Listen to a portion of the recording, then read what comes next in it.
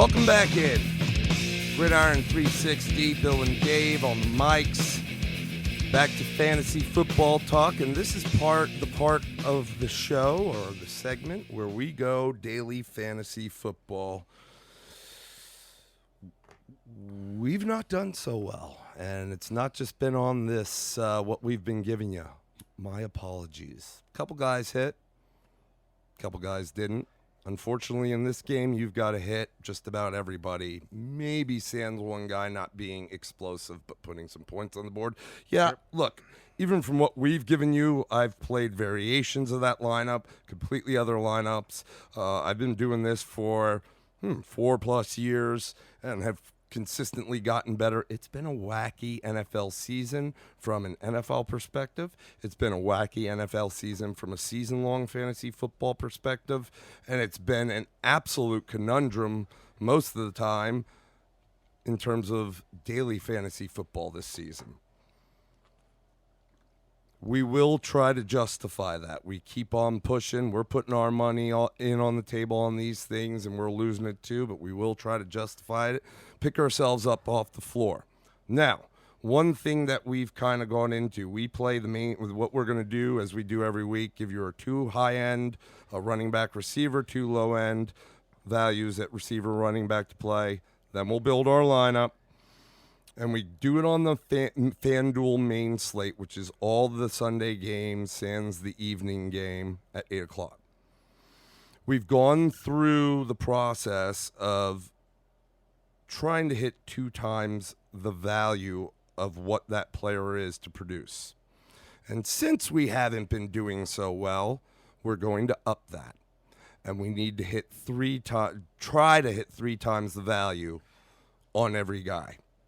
Big and small, high end and low end. Okay? We will update if things should change between now and Sunday on the Facebook page. Certainly it's up to you to make your decisions. You're investing your money in this and make the necessary changes. Listen to us. Don't listen to us. Use a couple of these guys. Don't use a couple of these guys. But again, this is tournament play. We're not talking about cash games where it's a smaller prize pool and you just need everybody to come out solid. Maybe 120 point total will get you a win. In tournament play, you got to be at least near the 150, 160 mark. And you got to have some guys that aren't highly owned or play the contrarian game in order to win big money. That's kind of where we're going to go with this today. And it's like we've always done, but I wanted to preface all that going into today's lineup build. And hopefully it'll work out better for us. We are not talking about last week or the week before. In fact, I think the only time we will dwell on the previous week is if we do something worth note for the listener out there. Yep. That being you. So here we go. Let's start with high end running back, or let's just start with let's start with the running backs altogether. We'll go high end running back first. Dave, who we got? All right, love Christian McCaffrey, but his price hasn't gone up. No, it hasn't. If there's any consolation, because I don't know if there is a higher price. I don't think there is. Here's the thing. You are paying $2,000 plus more this week, just like last week, the next best running back. Is he going to get you points? Yeah, and then realistically, he could easily get you 3 times the value. He will be a popular play. The problem with these $2,000 difference is going to be it's costing you somewhere else significantly. I mean, you are dropping somewhere very, very, very, very low.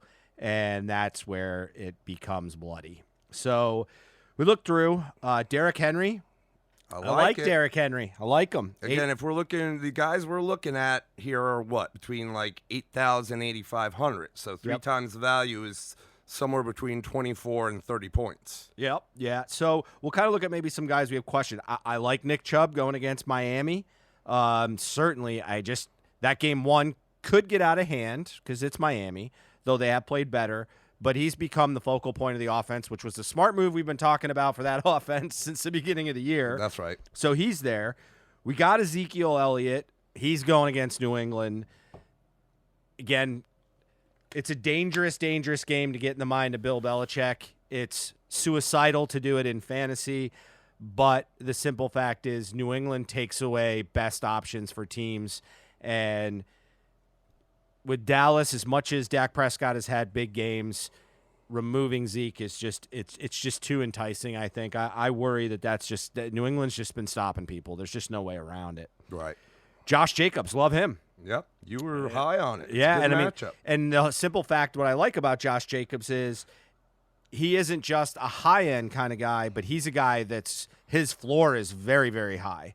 So not only can his ceiling be high, his floor is high. So he's someone I really like. Saquon, you just got to like him because he's Saquon Barkley. But he does get a tougher matchup with the Bears. It's not the toughest. And he's probably not 100%. Beyond that, it starts to get dicey on the high end. So who did we end up going with? We went with Alvin Kamara. And we went with Alvin Kamara, one, because Carolina's defense, especially as of late, has given up a lot to running backs, and it's less than desirable. They're ranked as 27th out of 32 teams against the rush. Two, because we saw him be a focal point last week. Yep. Now, at $8,300, we're looking for him to put up 25, 26 points. And he's only done that once this year. That was against Seattle early on where he had a 32.6 game. Yep. However, last week against Tampa Bay, who's good against the rush, and we know he catches the ball, he put up 17.2 points. He had 13 carries for 75 yards. He did fumble the ball once, 10 receptions on 10 targets for 47 yards. If in either the rushing or the receiving stat he had gotten in the end zone once, he would be at the number we're looking for. Yep. And I think here's some not game strategy, but just where are the Saints going right now? They sit at number 3 for the bye going in playoffs. For the playoffs. They also can pretty much get the division with this game. And I think the Saints playing for the future, meaning the future of the year, New Orleans. Yeah, know that this offense needs to get back to the offense that it's known for, which they had to make that change because they had to go to Teddy Bridgewater with Drew Brees hurt. They had to go to Latavius Murray with when Kamara was hurt.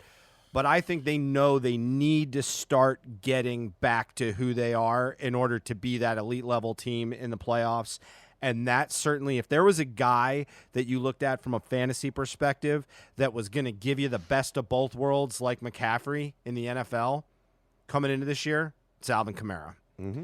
So everything points to, in my mind, getting back to Kamara of old. And Kamara of old is within $300-400 of this McCaffrey guy. Yep. So I just think it's the breakout waiting to happen. We're banking a little bit on that breakout, but this is ready-made for it. What better team to do it against than one of the worst rushing teams, especially as of late in the league? Yeah, because if this does happen, understand Kamara is going to start rubbing up against McCaffrey a lot more, and we're talking about a $2,200 swing. I think this is a guy that's going to get more expensive as time goes on if this happens. Yeah, it's a good bet. It's kind of lower price for a guy like him, and it's recency bias that they price it because the production hasn't been what we thought in terms of explosive like McCaffrey. But I agree with you. I mean, look, this is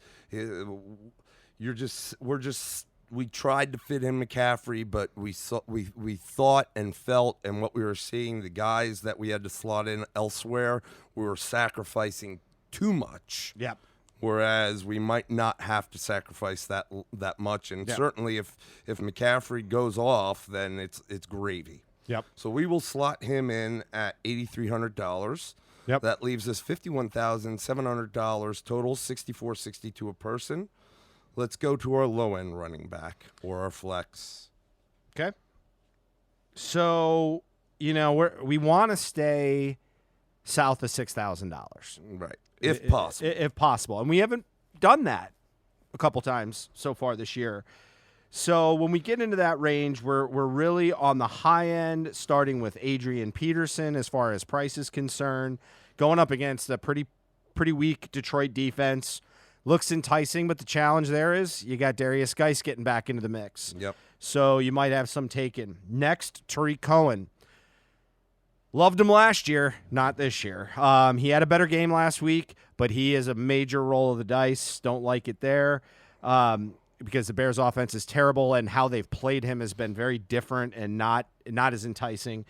Miles Sanders. Now, question will be, does Howard really play and get a lot of work? But even when he was the lone guy, he's still a risk. So we keep going down. We talked about in the year-long, stay away from the Tampa backfield. You got Peyton Barber, McKissick for Detroit. Detroit's running game was poor. It's gotten worse, and now their passing game is in trouble. So you got Balaj, who has been a disaster. It really starts going downhill. You could hope on Brian Hill, but remember, Tampa's run defense is very good, and he wasn't very strong last week. Again, I go back to, you got a guy like Geis. Can Geis get it going and kind of steal that workload? That's a pretty big gamble, though. But he is reasonably priced at $5,400. Mm-hmm. We kind of get beyond that. You got Royce Freeman going $5,300 going against Buffalo. So you've got some guys in there that you could mess with. Really, when you get beyond that, you're talking about some lower-end third down backs and that kind of stuff. One guy that really stuck out to us was who? I will tell you. Because it is Kareem Hunt. Okay? We talked about how much we like Nick Chubb's matchup already. I love the matchup, and I want a piece of it, but Yep. You're either stacking both those running backs together, Yep. And or you got to sacrifice one for the other. Yeah, and it's not horrible to stack them in this scenario, because here's what the thing that was really good is, we already know what Kareem Hunt was the best running back in football a few years back before his troubles. Was really appealing about this is they've managed to give Nick Chubb the ball like they have before, and Kareem Hunt still produced. He came out of the gate, didn't really need a whole lot to get going. He got going pretty quick. They're putting them both on the field at the same time, and he is catching the ball a good deal. The matchup then lends to the fact that, is this a game where they can get them both with some big stats? And I think this is a game very likely. I could see Kareem Hunt getting in the end zone in this game. Well, we're going to have to. I mean, he's $5,600, so we need him to put up 17 to 18 points this week. He hasn't done it yet, and he's had a nice workload. Yep. Certainly not as many rushing attempts, but he's got 9 and 8 targets the past 2 weeks, respectively. Yep. 8.8 points last week in daily fantasy, 10.9 the week before. If we can cash in on a touchdown coupled with those numbers, which are good, they're not great, so anything above that's great. But if he produces at what we've seen and we get a touchdown, then we've hit what we needed to. Yeah, and this is the thing else. This is the other piece I like about this. Listen, again, this guy was the best back in football a couple years ago. He's explosive. And if he's on the field with Nick Chubb, a lot of times he's a blocker, and that's what he's done. But the other part is, in a way, he's kind of a decoy. And if he's that explosive of a decoy when they do give him the ball, he may really be able to exploit some of the yardage opportunities too as well, which is only going to bump that value right there. Again, I think this is an ascending player. It's a player that could very well be big-time trade bait. I'd probably be pushing it a little hard if I was to say that he could push next year Chubb for his job. But again, Chubb's never done what Kareem's done in the NFL in any given season. So, this is a chance for them to find out what they got. Showcasing him a little bit on this team would be worth it. I mean, this is the kind of guy you could probably get a real nice draft pick with because of his youth on it, and some of his past trouble puts him on the cheap. So, Anyway, there's just so many things about it. And, again, it's the simple fact that I'm very, very confident he will, even if they run the ball a lot with Nick Chubb, he doesn't disappear, and that's important. Well, and here's another thing. He's more of the pass-catching back. Yep. As we've said, and if I'm looking at Miami in terms of the teams they've played and the running backs they've faced, right? Mm-hmm. I'm looking down the list: Indianapolis, Jets, Pittsburgh, Buffalo, Washington, Chargers, Dallas, New England, Baltimore. Okay? So of those, I see one, well, maybe two teams, and I'll look it up. But let me start with the first one that kind of gives me a little light, and that's the Chargers. And they have a very efficient and prolific, at a lot of times, pass catching back in Austin Eckler. Okay? Austin Eckler, when they played this team in the Dolphins, and it was earlier in the year, and it was before Gordon was really back into the fold. I think it was the fourth game. Austin Eckler went off. He had 18 carries for 60 yards and a TD. Okay? He also had 5 receptions for 62 yards and another TD. Yep. So that spell against this Miami team, that spells some stuff I'm kind of loving right there. Yep. And so then let me take a quick look. I was talking about the only other team that I think comes close from that perspective is the Patriots with a guy like James White, right? So I'm looking at James White, and even on the low end a couple weeks ago, he threw up 10.4 in this. He had 4 targets, 3 receptions, 19 yards and a TD, 3 rushes for 10 yards. Okay?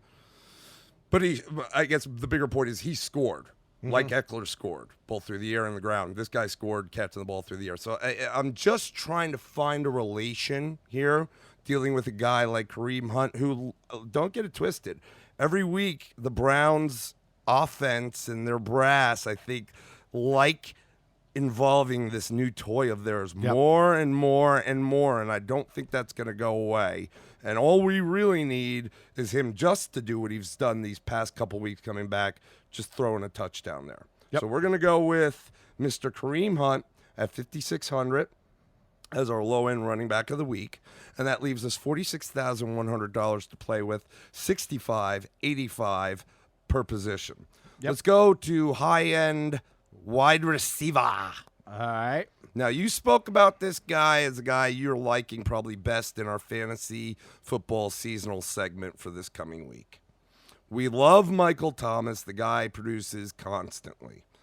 We did also incorporate Alvin Kamara. You could do a stack there. Not a bad idea. Nope. Do it. He is the highest priced wide receiver at 9,200. Again, is it worth it? Can he put up 30 points is what we're going to need him to do. Yes, he can. But will that be at the detriment because of his price to sacrificing other positions? So we again went away just like we did from McCaffrey with that high-end guy. You got the Tampa Bay wide receivers in a good matchup with the Falcons, who have been bad except for the last 2 weeks. So that same Falcons team, are they going to show up like they have the last 2 weeks? And even if they do, granted, Evans is 8,000 and Godwin is 7,800, is it going to be both of them, or is it just going to be one? And then if it's one, then you're playing the guessing game. Yeah, and then do you have good Jameis or bad Jameis? That's right. So you got all those little stingers. I do like Allen Robinson against the Giants a little bit. My concern with him is the quarterback throwing him the ball. Yep. It's the biggest concern I have there. So where'd we go? All right. Interestingly, I will throw one other nugget. We had Kenny Golladay out there at 7,800. Because they're playing Washington. Yeah, to be honest with you, that one scared me. But I will say, you thinking that way is contrarian. A lot of people may be thinking that way. So to play him could be contrarian and could separate you from the pack. Could. But one guy I really liked, and I'm sure he's going to be owned, is going to be Julio Jones. Mm-hmm. He's at $8,400. We talked about that Tampa rushing defense. Look, these are two teams just really kind of are on the same wavelength in the sense that neither one of them, between Tampa and Atlanta, are playing each other like their running game at all. They like to pass. Now, here's the difference. Jameis Winston can get out of control with turnovers. Matt Ryan, it's good for a few turnovers in a game usually, but he actually fumbles the ball, He's not quite as pick prone as I'd see, but here's the thing. Except when they're about in the end zone. Yes, yeah. Julio Jones, in a game where they put up some yards, didn't get a whole lot of looks last week. I don't look for that to continue. This Tampa team can get abused. And I just think there's going to be enough balls out there for him. I just think this is ready-made. It's in Atlanta. It's a divisional game. And again, the whole point is they gotta look good, because they got a couple fan bases that are kind of down on their teams right now, and they got to make some tough decisions. And I just think Atlanta, again, if their defense comes out and plays well, it's just going to open up more things, for Atlanta to get more drives. I just love Julio Jones. I like Julio too. Look, he gets a minimum of about 9 targets a game. And this is a game where, again, you mentioned it. They're good against pass. Tampa, or good against the run. Tampa is not so great against the pass. Vernon Hargraves, their cornerback, they let go the week before last. So they're just kind of rotating in guys in that back end, trying to find something that works. We will, at 8,400, need Julio to produce 25, 26 points. And he hasn't really done that sans the second game of the year against Philly. But I will say, this is a week. He's still getting close to 100 yards a game. He's still got the targets. He's efficient with catching the ball for the most part in every game. And he hasn't scored a touchdown since week 3. And I think that this is the week he gets back in the end zone. Could be more than once, to be honest with you. Let me put this out there now, though. I do want to show this. There was some information that came out at 2:30. And we're playing against this, so you're going to have to pay attention to this, that he wasn't active during the media portion of practice on Wednesday, which is today. It's undisclosed what his injury issue is. He did have a hip injury and missed some practices earlier in the year, but the level of health concern is out there. He's listed as questionable, so please pay attention to that. But I think if Julio plays... Yeah, well, listen, Julio every week has that Q next to his name. Yeah. Every week. And he still comes out and plays. Yep. Whether he is hurt or he's not, he'll be out there. There's not much worse for the wear and looking at the backfield there. And then Hooper will probably be out at tight end again. So then you got Ridley. You've got Russell Gage, who I'm not ecstatic about. I love Ridley, but he's $6,700. Last week, like $5,500. That's a huge jump in price. Granted, he had a phenomenal game, and he quite veritably could have again. And I might go out there and play a Julio Ridley stack somewhere, okay? But at the end of the day, when we're looking for a high-end guy and we need him to produce and the best option available, I got to go with him. I'm not. If something were to change on him not playing, then we'll put that note out there on the Facebook, and other options are available. But I got to believe, based on historicals, that Q is always there. He'll be out there. He'll play. $8,400. Lock him in as our high-end wide receiver, leaving us with $37,700 or $62.83 per position. Let's go low-end wide receiver. All right. So, again, we're going with that 6,000 and below starting point. This was a little tougher. Yeah, this was. Probably the guys that we like the most at 5,900, which is the high end for us of this section, was Hunter Renfrow. Got a good matchup against the Jets, passing-wise. He has become a more prominent part of the offense as kind of that slot possession, tough catch guy. So we liked his floor with the potential that if he scores a touchdown, it could be big. We looked at Curtis. At 5,900, he's got to get us like 18 points. Yeah, he's got to score. And that's the best thing. Now, he can do it, but there's no history there yet. And there's other weapons in that offense. And though he has been getting more looks, and Carr obviously is liking him and is starting to trust him more and more every week, Carr is spreading the ball around. Yep. Yeah. And so the guarantee that he's going to be the guy is going to be up to him to do it on the field. And I'm not saying he can't, but we looked at some other options. Go ahead. All right. So some other ones out there. We looked at Curtis Samuel for Carolina, thinking they're going to have to play catch up and try to score in this game a little bit, is our belief. Now they do have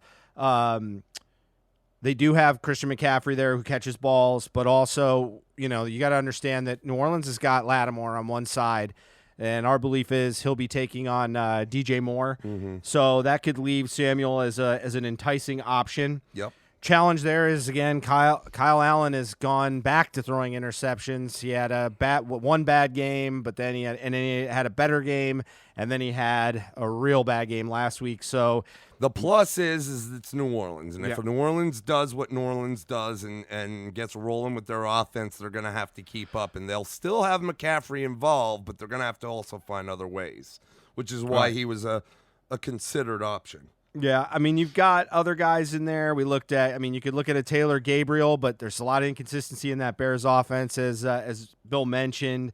Robbie Anderson, potentially against Oakland, looked like a good matchup at But $5,400. it's boomer bust with Robbie. Yep. And I just, I think we saw something better. So where'd we go?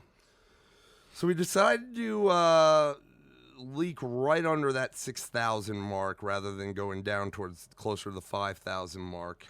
And it is a little bit of a gamble, but he's going against what's ranked as the 30th overall defense, the 30th against the pass in the Detroit Lions. And that is Terry McLaurin at $5,800. Now, Scary Terry, again, he'll have to give us probably around a 17-point mark, no less than 16. And, well, he's really only had a couple games this year that he's done that, and none with Dwayne Haskins. However, last week he had 3 receptions on 4 targets for 69 yards. One of the targets that was in receptions that was completely washed away due to a holding by offensive lineman Brandon Scherf was a touchdown. Mm-hmm. And I do believe as the weeks have gone on, these two guys, Haskins and McLaurin, are both rookies, both out of Ohio State, and did big things at Ohio State last year. And I do believe there is something to be said for that. There is a relationship, a synergy that they know each other enough. You mentioned it earlier when we were talking about the public perception of this tweet, whatever the socials that went out about Haskins imploring his offensive line, what can I do to help? And I agree with you. I do believe that it might not be great, but you might see a little more improvement, which in hopes there that Haskins will have more time. Now, they were. Let's just say this: the offensive line was called out not by their quarterback, but by the video that was taken of their quarterback trying to help them. Right. And, I think Haskins has a long way to go. And I don't think necessarily you're going to go play Haskins as a quarterback in this, in a daily fantasy. However, he does have an arm. Yep. He can throw the ball. And if given time, it's actually pretty accurate. And he's looking for Scary Terry, because there's really not much else to be desired from a passing perspective on that team. And again, if McLaurin puts up 3 or 4 receptions, 50 or 60 yards or more, and is able to get in the end zone, we're going to be pretty darn close. And at a $5,800 clip, allowing us to move around with the rest of our lineup, it was the one we felt the most confident in. Again, Detroit's defense isn't great, especially their secondary. And with Driscoll in there and the troubles they have at running back, not having one, if the Washington defense can somehow, some way put their offense in a good position, well, that's going to be great stuff from McLaurin. Yeah, and I just think it comes as simple as this. If you want to create confidence with your quarterback and you want to develop them, there are games where you could say, oh, man, we're playing like New England, and this kid's going to have to throw because we're going to be playing from behind. Those are the games where you don't do that. This is a game where you give a kid a chance to learn on the job because he could end up winning a game. And what do they have to lose at this point? Yep. Let So him sling it around. Let him sling it around. Yep. You know, Just what do looks they like have a to good lose? matchup. Yep. So he's $5,800. So we slot him in. That leaves us with $31,900 or $63.80 per position. Again, high-end running back Alvin Kamara at $8,300. Low-end running back Kareem Hunt at $5,600. High-end receiver Julio Jones at $8,400. Low-end receiver Terry McLaurin at $5,800. Okay, we got that, folks. Now we're going to roll through building the rest of this lineup. Dave, where do you want to start? Let's go to quarterback. Okay. Start at the top. Okay. Breeze, the highest priced quarterback at $8,500. Russ Wilson at $82. Dak at $81. Matt Ryan at $7,900. And then it kind of falls off from there. Now, there is some values, I think, to be had. A Jameis Winston at a $7,600. I know, is it good Jameis, bad Jameis? But 3 times the value of that is just under 25 points. And even on bad days, he seems to be able to at least cross that 20 mark. I spoke about Daniel Jones. I kind of like Daniel Jones in this matchup. I mean, you know, he's had some games where he's just gone bonkers. And if he can prevent turning the ball over, I think he's going to have a great day.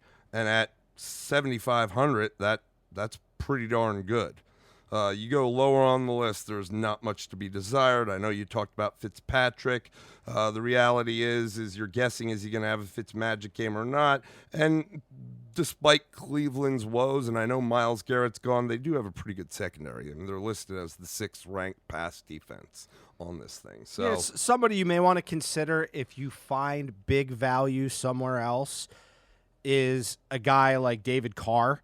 If you want to spend up somewhere else. Right, spend up somewhere else. Save right. on the quarterback. Right, you could, again, he's not going to hit. He's a higher floor, low ceiling kind of guy historically. He is going against the Jets defense. He's consistent. You like that. Yeah, he could. I could see him getting 2.5 times his value if he has a solid game. Like he doesn't turn the ball over, but you're not going to get 4 touchdowns out of him. Generally speaking, that's just not who he is. Look, my biggest concern with Derek Carr is what I said when we were building this thing. Last week, he had a juicy matchup against Cincinnati. Did fine, very efficient, 25 of 29, 292 passing yards, 1 TD through the air. He also rushed the ball 5 times for a yard and a TD. He did have a pick in the game, but this is a really juicy matchup at home against Cincinnati. A lot of people were high on it. And at the end of the day, he put 20.78 points out. That's who he is. Like, let's just who be he honest. is, That's and who he is. Fine. Yeah. You're going to, like Dave said, if you're looking to spend up for a guy like McCaffrey or a guy like Michael Thomas, you just love somebody. and you need to save elsewhere but need a solid floor, he's a guy. It's a good matchup with the Jets. You are going to have players on your roster that you are playing the floor a little bit. You just have to determine where you feel you need to do it at. Right. So at the end of the day, I spoke about this guy in our seasonal. I think he's going to produce the most this week. Where do we go with our quarterback? We went high. We went with a guy that hangs out in that western state somewhere. He hangs out with the 3 letters, MVP, and it's not Lamar Jackson. It's Russell Wilson. Yeah, Russ comes in as the second highest priced quarterback at $8,200. So he's going to have to get us 26 points at minimum, and we really need more than that. Very, very capable of doing it. This is a Philadelphia defense that is not good on the back end, and I know they're good on their defensive front, but I said it before.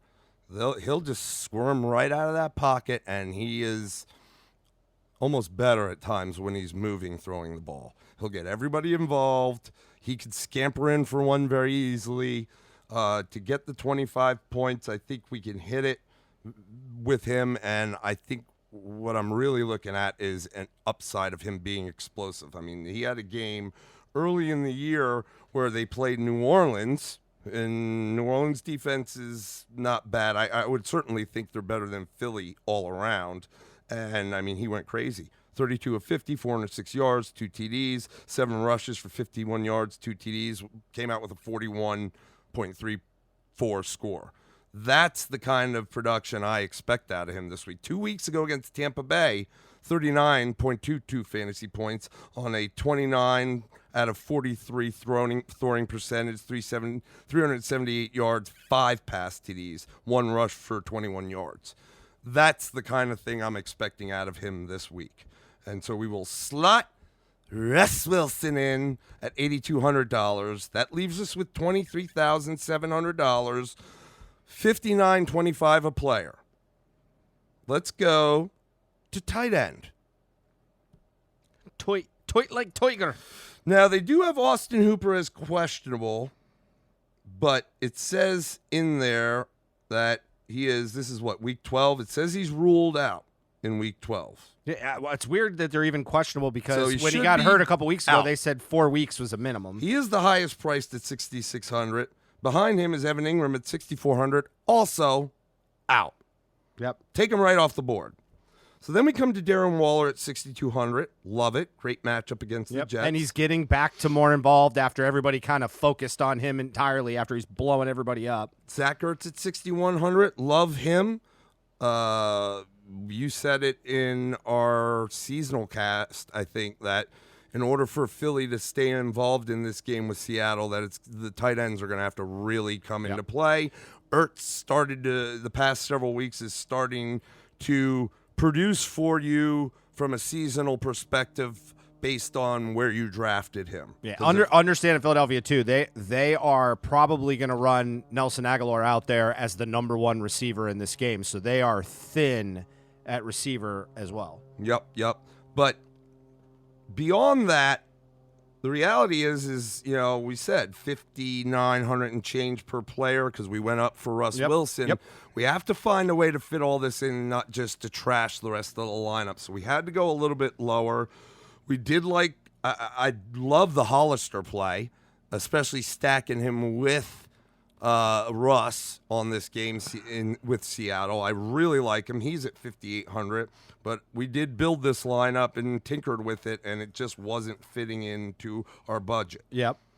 So where else did we go? We looked at Vance McDonald. I really, really, really, really, really, really like Vance McDonald this week. I know you're not so high on him. $5,300. Connor's out. Juju's out. Deontay Johnson's out. Mason Rudolph coming off a bad game last week and getting battered around at the end of the game with the extracurriculars. It's Cincinnati. I just think that this is a great position and at that price for Vance McDonald. But again, as we were building this thing, it wasn't working out for where we wanted to go. Because what was happening is we like to play, if we can, a solid running back in that flex position. You can go wide receiver, and that wins a lot of weeks. But we like it to be, it's usually on the higher priced end of things. We couldn't fit it in. So we started to go down a little further. Dallas Goedert at $5,200 in the same vein as Ertz. Now, both of them probably won't go off, but one of them will probably, and they have to be involved to keep in this game. Greg Olsen at $5,100 has done a lot of nice things as of late. We like that play, but we didn't go there. Where did we go? You just mentioned them. Who? Dallas Goedert. Oh, is that who we played? Oh, I'm sorry. We did do that. Hello. I'm sorry. Hello. Good morning, Vietnam. I'm Earth. Have we met? Yes. Okay, so we went Dallas Goedert. We did. Now, here's the thing is really what I like about this with a tight end is more times than not, a starting tight end is a third or fourth option in most offenses, right? Usually. Okay? There's your exceptions with your Kittles, your Kelseys, but really it's a third option on an offense. Do we want to change this? No, go ahead. And so what we did is we looked at it like right now, Dallas Goedert, even though he's the number 2 tight end, in my mind, is going to be the third option out there. Yes. Okay. Yeah, that's why we did. I'm sorry. That was how we got to that narrative. Yep. So now Goddard, he's going to have to give us at least 5,200. Give me 13, 14, 15 points. I'll be okay with it. And he has He got 12.9, 1, 2, 3, 4 a month ago against Dallas. Yep. And understand this, Zach Ertz is going to be the number one target in this game as far as passing is concerned. He's going to be the number one focus, I guess, is the better word to use. Not so you're taking the number one tight end out of the game. You're going to try to if you're Seattle, because I don't think Nelson Aguilar scares you that much on the outside. I would see if you're going to bracket anybody, I could see them, especially since Zach Ertz has also really played well the last couple weeks. He was non-existent in the first half of the year. The last few weeks, he's pulled it together. Well, we can't pay up for Ertz, really, right, based on what we did here. And though Ertz has seen, probably twice the targets of Goddard the past couple weeks, the point differential is not necessarily that huge. And here's the thing. Ertz could go all the way down the field, but then Goddard will vulture the touchdown when they get in the red zone. And that's what we're going to have to bank on for this one. Yeah, this is going to be a little iffy. This is our pay down position, really, is what we did. It's our pay down position. Okay, so we're going to put Goddard in, $5,200, leaves us with 18.5, 61.66 a player. We need a running back, we need a wide receiver, and we need a defense. So let's go. Well, we need a flex, a wide receiver, and a defense. A flex. Yeah. So let's go defense. All right, defense. Okay. So, and just looking at the defenses, your top three defenses, as far as price is concerned, you got the Bears because, one, they're a very good defense going against Giants, who have been certainly not the strongest offense, but have shown glimpses where they can put up some points. You got Detroit Lions going against Washington. That's more of who you playing. But the Lions are generally a pretty porous defense, so I think they're way overpriced on this. Next top end is going to be Pittsburgh and Cincinnati. Obviously, Cincinnati, that's a good matchup, and Pittsburgh's defense has been stronger. Then as we got out of that top slot, we started looking around. We looked at New England against Dallas. Look, New England continues to shut people down. Dallas can be a little bit frightening because they do have weapons. And so it could be a good contrarian play. Yeah, and in that vein, too, is in this, as much as in our season-long, point scored is very important to us. Point scored has a value in this league, but it's not in the DFS, but not quite as much. We need some activity and turnovers, and certainly New England has brought that historically this year. So that was one we liked. It's kind of a middling at, was it 4,600? And then another one you brought up and you liked was the Giants taking on Chicago. Chicago obviously struggling to score points. My back and forth with you is not the points part, but goes back to how much the points are valued. One thing the Bears don't really do a lot of is turn the ball over. So while they may punt a lot and you'll get those points, you may not get a whole lot of value out of the turnovers. So that one's kind of questionable. But again, you get a good value at $4,000.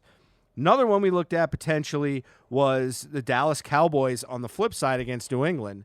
That was our contrarian. Yeah, that was contrarian because Dallas has a good defense, and New England hasn't really been offensively very strong lately. They're winning. Right. They're winning. They're 9-1, and they've got Tom Brady, so you never know. I mean, but to your point of what you just said, I mean, we may benefit from the points against because New England may not light them up, but Brady doesn't turn the ball over either. Right. So that's you got that problem. So which of those teams did we end up going? Well, we ended up going high end with the Steelers at $5,000. It's a juicy matchup against Cincinnati. They've been great the past 5 weeks outside of last week against Cleveland, which was a bit of a surprise to me. Yep. But they played Cincinnati in Pittsburgh. Let's see, the fourth game of the year. Big Red Andy Dalton was at quarterback. This was, I think, even before the Minka Fitzpatrick trade, if I'm not mistaken. What week was it? 4? It might have just happened, or yeah, it's close. It's close. Yeah. I don't know that I can't remember he played a game. The fact of the matter is at that point in time, they were able to garner 19 points in this format. Here we are, fast forward. You talk about they got Ryan Finley at quarterback, who has been a disaster, really, unfortunately, for the young rookie. He's only completing 47.5% of his passes, and you're talking about under 5 yards per attempt in the ones that he is completing. The Steelers right now, they're aside from last week, they're on fire. I think the whole debacle from last week, including the extracurriculars, not just the loss, will motivate them. Minka Fitzpatrick has been really dynamic for them since he's gotten there, having picks almost every week, and the majority of them, you've seen him running back for a touchdown. That's what we're looking for. I'm looking for a touchdown out of a defense on this slate. And the one I think that has the best opportunity with a guy like Minka Fitzpatrick is the Steelers. So if we do that and 15 points, this could be really where we make up our hay, especially if we're concerned about the Goddard at tight end not getting completely to that 3 times the value. Yep. This is where we can make up a few of those points. So at $5,000, even though it is the highest priced with all the high-priced defenses, we will slot Pittsburgh in. Yep. And that now leaves us with $13,500, $67.50 a player. Now we need a wide receiver and a flex. We tend to always go flex at this point, and the reason being is because it allows us to look at wide receivers and running backs together to make a decision on this. So we went and looked. Now, I'm sorry, how much did you say we had left at this point? We have $67.50 now per player. Per player. So if we did eke up above that just to get someone who we wanted at that flex, I think there's more options available to you at that to put in at that third wide receiver to make up the difference, even though you're taking a little bit of hit from your $67.50. Yeah, I mean, so I would say we kind of start looking at around the 8,000 range probably, just to see, is there a guy you really like?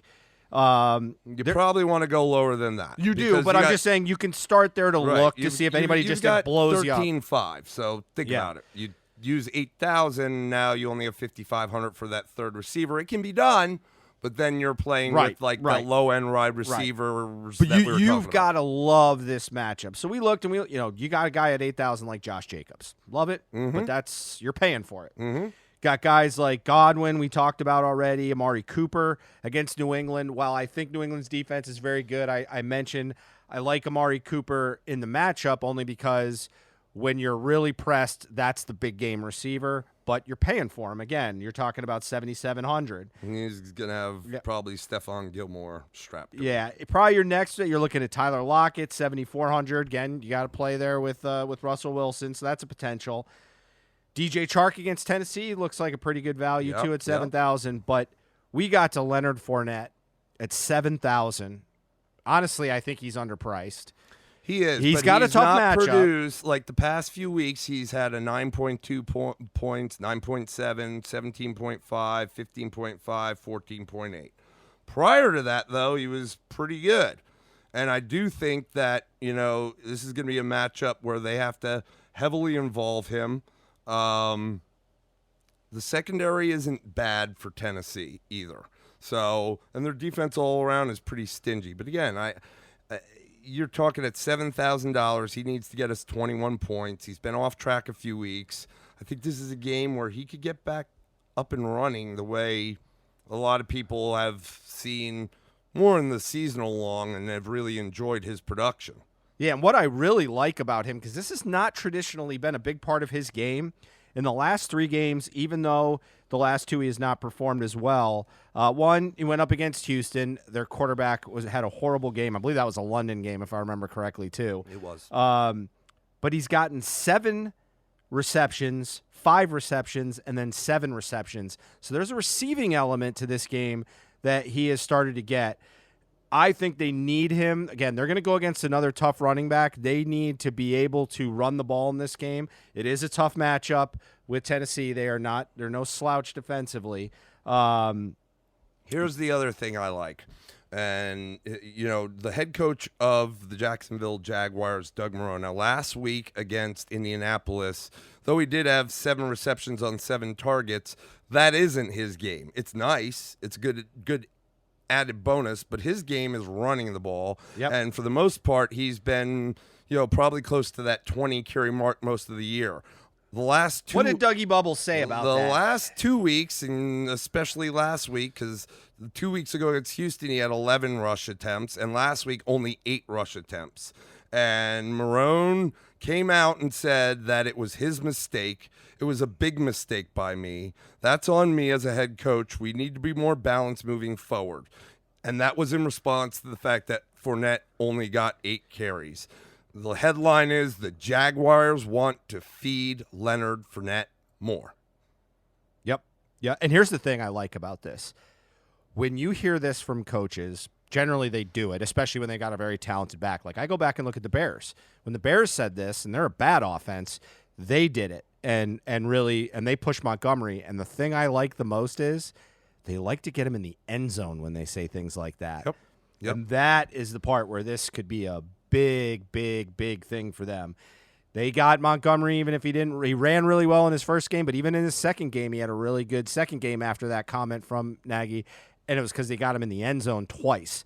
I like this for end zone. Yep. So we'll drop him in at $7,000.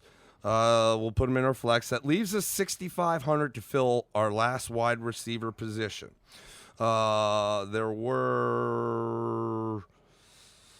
We like DK Metcalf. We love the stack with Russ Wilson. Unfortunately, he was $6,700, so it was a couple $100 out of our price range. John Brown sits there at our $6,500 mark. Love him coming off a great game, but he is going to have Chris Harris of Denver. And their defense is strong. Denver's defense is strong. We also talked about the Giants receivers. Golden Tate. He's looked good. I believe they'll have him in the slot, even though Shepard is expected to come back and he plays the slot. I think, as a Giants fan, there's been a comfortability with Tate in the slot, and they'll keep him there, and they'll flex Shepard out wide. But Shepard's also $6,500, which is interesting because a lot of people, due to the fact that he's not been in there, may just shy away altogether. It does look like he'll play, and if he blows up, he may not be very high owned, which is a bonus for you. Where do we go, bud? Where do we go? We have $6,500. What do we do? While the plane is crashing, we went to the Jets and Jamison Crowder at $6,500. Okay, what do you love about this guy? Let's start with the fact that they're looking at him. He's got 9 targets, 6 targets, 8 targets. Okay? He's caught 8 balls of those 9, 5 of those 6, 5 of those 8. The last one, don't love that 3 didn't go his way. But here's the thing.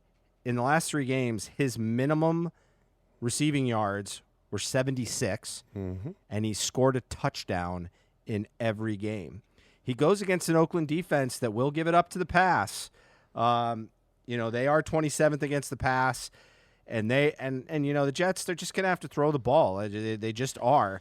And this is he is the go-to guy. He is clearly, if you remember, he was the guy getting the ball before Darnold went out, which was, week 2, after week 2. And now he's back again, coming back and getting the ball. So he's clearly emerged as probably the favorite, if not definitely one of the favorite targets for Sam Darnold. Not usually a lot of yardage, as you see in the targets and the receptions, not a lot of yardages because he's a slot guy. Yep. But against a team like Oakland, there's the potential for him to break out on yardage, and then what we really need is him to get in the end zone, which I think is very possible. He's done it 3 out of the last 3 weeks. Simply put, he is been about 2.5 times the value that he's being charged right now in the last 3 games combined. So, again, if we can get that out of our wide receiver 3, we'll come down, and that's good. Yeah. So that's where we went, and that fills up our lineup. Why don't you give him the roll call? Yep. All right. So we've used all 60,000 of our salary. We will start at the top. Actually, we'll start with our high and low ends that we give you. Again, our high end running back of the week was Alvin Kamara at 8,300. Our low end running back of the week was Kareem Hunt at 5,600. Our high end wide receiver of the week was Julio Jones at 8,400. Our low end wide receiver of the week was Scary Terry McLaurin at 5,800. Quarterback, Russ Wilson, 8,200. Wide receiver 3, Jamison Crowder, 6,500. Tight end, Dallas Goedert, 5,200. Flex, running back, Leonard Fournette at 7,000. And our defense, Pittsburgh Steelers at 5,000. Again, that uses every single last drop. So you have 0, 0, nil left to play with. We're locking it in.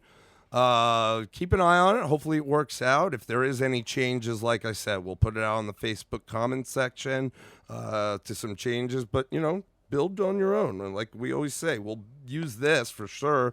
But, I like to play some variations of this lineup and some completely different lineups with some of the guys we mentioned. Yeah, just be aware again, just since you are mentioning that, the only guy out is questionable right now is Julio Jones that we have. Understand he's the second highest receiver, so you're going to have a lot of options if something goes down, so just keep an eye to that. Just something to be aware of. Thank you, ladies and gentlemen. We'll see you next time. Have a great iron. Have a great day.